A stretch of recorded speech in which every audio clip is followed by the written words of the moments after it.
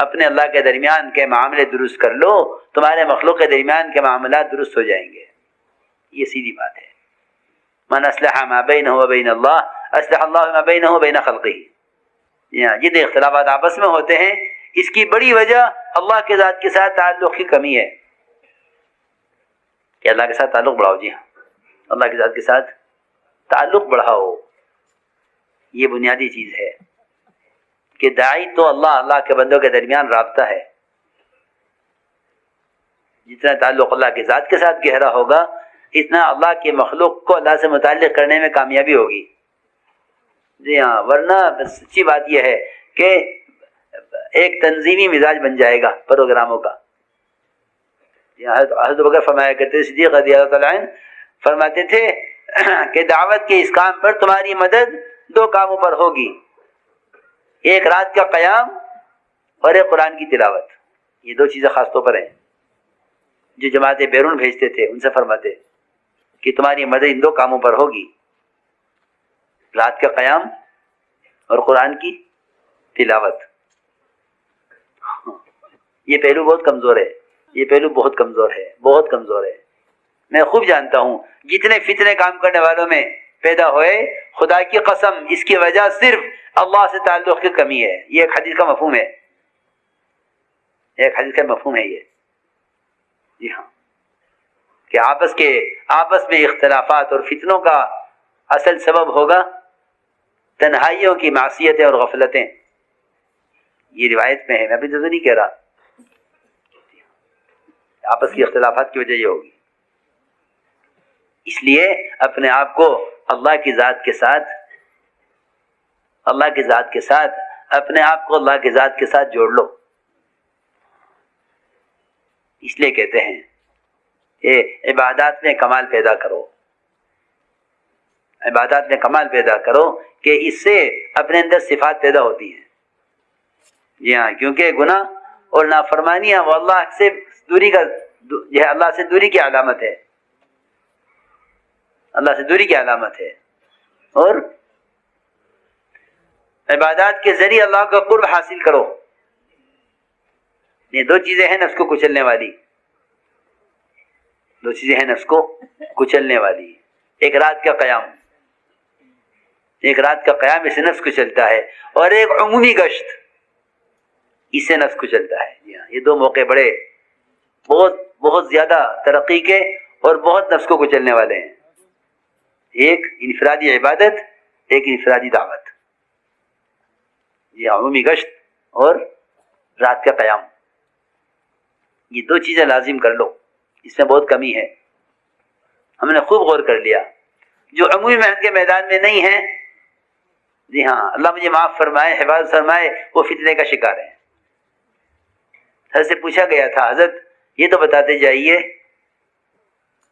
بتاتے جائیے ہمیں کہ کس قسم کے لوگ اس کام سے محروم ہو جائیں گے. سنو، عجیب سوال تھا ایک صاحب کا حضرت سے کہ اس کام سے محروم کون ہو جائے گا. حضرت عجیب بات فرمائی اور واقعی اللہ کی طرف سے تھی. حضرت نے فرمایا دو قسم کے لوگ اس کام میں نہیں چلیں گے. ایک تو وہ جو اس کام کی اصلاح کریں، ایک تو وہ جو اس کام کی اصلاح میں لگ جائیں کہ کام کی اصلاح کرو. دوسری وہ قسم جو کام کرنے والوں کی اصلاح میں لگ جائے گی. جی ہاں، یہ دو قسم اس کام میں نہیں چل سکتی. جو کام کی اصلاح کریں یا کام کرنے والوں کی اصلاح کریں. کہ دیکھو آسان بات ہے، کام تو خود مصلح ہے، یہ تو اصلاح کرنے والا عمل ہے. جب اپنے پیر کی اصلاح کرے اس کی کیا اصلاح ہوگی؟ کام تو خود مصلح ہے، سیدھی بات ہے، کام تو خود مصلح ہے. جی ہاں، اپنے آپ کو اس کام کے طریقوں کے اصول کے حوالے کر دو، کام اصلاح کرے گا. دوسری وہ قسم جو کام کرنے والوں کی اصلاح کرے کہ نہیں، کام اپنی اصلاح کے لیے ہے. جی ہاں، کہ اپنا اہتمام کرو، اپنے آپ کو متہم کرو، اپنی ذات کا اہتمام کرو اور اپنے آپ کو متہم کرو. تو عمل بھی اپنے اوپر اور اہتمام بھی اپنی ذات کا. بس اس لیے میں نے عرض کیا کہ یہ ہے راستہ اور یہ ہے مزاج اس کام کا. کہ اپنی اجتماعیت کے اسباب پیدا کرو تاکہ اللہ کی نصرتیں نازل ہوں. لیکن بڑی بڑی نصرتیں اجتماعیت کے ساتھ ہیں، اور اس اجتماعیت کا بنیادی عمل مشورہ ہے. بنیادی عمل مشورہ ہے. مشورے کو لازم پکڑ لو، مشورے کو لازم پکڑ لو. جی ہاں، مشورہ اصل ہے. مشورہ اصل ہے کہ مشورے کو لازم پکڑ لو. اس مشورے کو نماز کی صفت پر لے آؤ. نماز کی طرح ہے مشورہ، کہ نماز کی طرح مشورہ ہے. جیسے نماز میں اہتمام سے جڑتے ہو، ایسے مشورے میں اہتمام سے جڑو. کہ آؤ مشورے میں، آؤ مشورے میں اور رائے دو مشورے میں. مشورے کو نماز کے ساتھ بیان کیا ہے اس کی اہمیت کے لیے اور اس کا طریقہ بتانے کے لیے کہ سارا مشورہ نماز کی صفت پر ہے. سارا مشورہ نماز کی صفت پر ہے. اس لیے میرے دوستو عزیزوں، یہ ہے کام قربانیوں سے آگے بڑھنے کا. یہ ہے کام قربانیوں سے آگے بڑھنے کا. اللہ نے کام کو قبول کر لیا ہے. جی ہاں، اب تو کام کسی کی ذات پر محدود نہیں، کام کسی کی ذات پر موقوف نہیں ہے. کام کسی کی ذات پر موقوف نہیں ہے. یہ کریں گے تو ہوگا نہیں. میں تو عرض کر چکا شروع میں کہ صحابہ وہ ہیں اللہ نے منتخب کیا ہے صحابہ کو آپ کی صحبت کے لیے اور آپ کی نصرت کے لیے.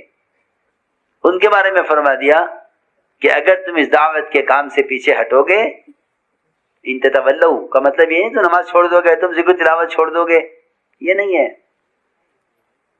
ان تتولوا یستبدل قوما غیرکم، تم نہیں کرو گے تو ہم دوسروں کو لائیں گے. ثم لا یکونوا امثالکم، پھر وہ تمہارے جیسے نکمے نہیں ہوں گے. یہ مطلب ہے، تمہارے جیسے نکمے نہیں ہوں گے. اس لیے ہر ایک کے لیے محنت کا میدان ہے. ہر ایک کے لیے محنت کا میدان ہے. کوئی کسی کے ذات پر موقوف ہے ہی نہیں. گشت مجھے کرنا ہے، تعلیم میں مجھے بیٹھنا ہے، مشورے میں مجھے آنا ہے، انفرادی دعوت مجھے دینی ہے، ملک کے تقاضے پر مجھے جانا ہے. ہر ایک کا اپنا کام ہے، کرو. طریقہ کار کے اختلاف سے کام سے محروم ہو جاؤ، یہ کہاں کی عقل مندی ہے. میں اس میں مثال دیتا ہوں اس کی. جی ہاں، مسجد کمیٹی اختلاف ہو گیا.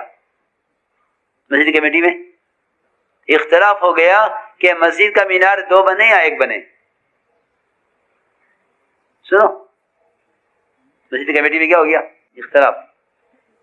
جی ہاں، 10 آدمی کمیٹی میں 5 کہہ رہے ہیں کہ 1 مینار بنے گا، 5 کہہ رہے ہیں 2 مینار بنیں گے. تو بتاؤ کوئی گنجائش ہے کہ بھئی یہ کمیٹی میں اختلاف ہو گیا ہے، ان میں اتفاق ہو جائے گا تو نماز پڑھیں گے؟ نماز سے کیا تعلق ہے مینار کا؟ بولو. ہاں، اختلاف ہو گیا اور کرے. یہ انتظام ہے، یہ کام ہے. نماز کام ہے، نماز کام ہے.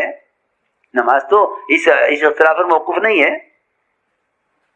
کہ کمیٹی کہہ رہی ہے، آدھے کہہ رہے ہیں 2 مینار بنا، آدھے کہہ رہے 1 مینار بنے. بنا کرو، ہمیں کیا مطلب اس سے. نماز کے لیے تو اللہ نے زمین بنائی ہے. نماز کے لیے تو زمین بنائی ہے نا. جعلت الارض مسجدا، کہ میرے لیے تو ساری زمین سجدگاہ بنا دی گئی. یہ اس امت کی خاصیت ہے. ہاں، اس پر موقوف ہے نماز کہ آپ انتظار کریں کہ کمیٹی میں اتفاق ہو جائے تو پھر نماز پڑھیں گے. جی ہاں، بالکل صاف بات ہے کہ جس طرح عبادت وہ مسجد کی تعمیر پر موقوف نہیں ہے، اس طرح یہ دعوت کا کام بھی کسی جزوی اختلاف پر موقوف نہیں ہے. کام کرو، کیا کرو؟ کام کرو. جی ہاں، کام کرو. اس لیے میرے دوستو عزیزوں، کام کو سامنے رکھو اور کام میں بھی عالم کو سامنے رکھو. اس وقت ملکوں سے تقاضے ہیں پرانوں کے کہ آئیں ہمیں کام میں صحیح رہبری کریں، آئیں اور کام میں ہمیں صحیح رہبری کریں. تقاضے ہیں ملکوں کے. اگر پرانے آگے نہیں بڑھیں گے تقاضوں پر تو پچھلوں کے اندر استعداد پیدا نہیں ہوگی. اصولی بات ہے. جو درخت کس درخت کے سائے میں ہوتا ہے، نہ وہ پھل دیتا ہے، نہ پھول دیتا ہے، نہ وہ بڑھتا ہے، کبھی نہیں. جی ہاں، کس سے؟ درخت کے نیچے چھوٹا درخت، یہ نہیں چلے گا. اس کو باہر نکالو، اس کو باہر نکالو. جی ہاں، یہ اصولی بات ہے کہ جو درخت کے سائے میں رہتا ہے وہ درخت پھل بھی نہیں دے گا اور درخت بڑھے گا بھی نہیں کہ اس پر براہ راست سورج پڑے، اس پر براہ راست بوجھ پڑے. جی ہاں، اس کو موقع ملے بڑھنے کا.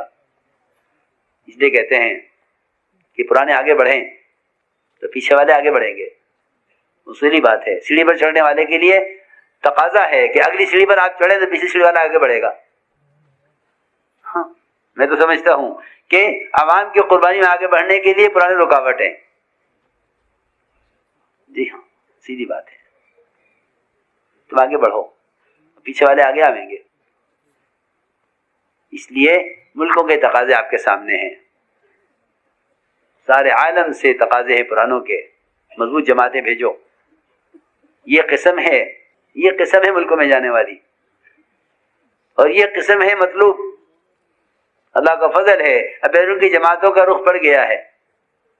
امت کو اس کا کام کرنے کا اس کا احساس ہو گیا کہ ذمہ داری عالم کی ہے. صرف تبلیغ وقت لگا کے دین سیکھ لینا ذمہ داری نہیں ہے. یہ تو تبلیغ کا ابتدائی درجہ ہے. اسلام کے فرائض ہیں یہ کہ تبلیغ لگ کے دین سیکھو. اصل دعوت کا مقصد یہ تھا کہ سارے عالم میں دین انقلاب آئے. امت کی ذمہ داری یہ ہے. کلمہ نماز کا سیکھ لینا تبلیغ سے، یہ تبلیغ کا ابتدائی درجہ ہے. اس امت کی ذمہ داری بے اعتبار عالم کے ہے، بے اعتبار امت کے ہے. اس لیے سارے عالم کو سامنے رکھ کر قدم اٹھاؤ. پرانے مطلوب ہیں، پرانے اس کے لیے مطلوب ہیں کہ پرانے ہیں وہ عزم کریں ملکوں کے لیے. کیونکہ اس امت کے مال کا سب سے بڑا مصرف جو ہمیں ملتا ہے سیرت میں، کہ اس امت کے مال کا سب سے بڑا مصرف اللہ کے راستے کی نقل و حرکت ہے. سب سے بڑا مصرف اس امت کے مال کا، سب سے بڑا مصرف. اور ایسا مصرف ہے کہ صحابہ نے قرضوں سے بھی نقل و حرکت کے تقاضوں کو پورا کیا ہے مقروض ہو کر. جی ہاں، سنو کہ آپ کو ہجرت کا حکم اس وقت ملا جب آپ کے پاس سواری کے پیسے نہیں تھے. سواری کے پیسے نہیں تھے، نکلو. اس وقت ہجرت کا حکم اس وقت آیا جب سواری کے لیے انتظام نہیں تھا. سواری کا انتظام نہیں تھا. ابو بکر رضی اللہ تعالیٰ عنہ نے آپ کو سواری پیش کی، فرمایا نہیں ابو بکر، ہم سواری اپنی لیں گے، آپ کی نہیں. اتنے احسانات حضرت ابو بکر صدیق کہ سب کے احسان کا بدلہ دے سکتا ہوں سوائے ابو بکر کے. لیکن نہیں، ہجرت ہو رہی ہے، اس میں اپنا مال. آپ نے مدینہ منورہ پہنچ کر اس سواری کی قیمت ادا کی ہے. سواری قرض پر گئی ہے. جی ہاں، سنو، ہجرت قرض پر کی ہے. تو پھر لوگوں کا کیا ہوگا جن کو اللہ نے صلاحیتیں دی ہیں، مال دیا ہے، اسباب دیے ہیں، ہم ان اسباب کو دعوت پر نہ لگائیں؟ کہ یہ تو بڑی ہلاکت اور یہ تو بڑی ناکامی کا راستہ ہے. اس لیے کہا کہ اپنی صلاحیتوں کو دعوت کے تقاضوں پر صرف کرو. یہ اللہ تعالیٰ کی طرف سے برکتوں کا اور اللہ تعالیٰ کی طرف سے ترقی کا یہ ذریعہ ہے. اپنی صلاحیتوں کو دعوت کے تقاضوں پر صرف کرو. یہ اللہ تعالیٰ کی طرف سے برکتوں کا اور اللہ تعالیٰ کی طرف سے ترقی کا یہ ذریعہ ہے.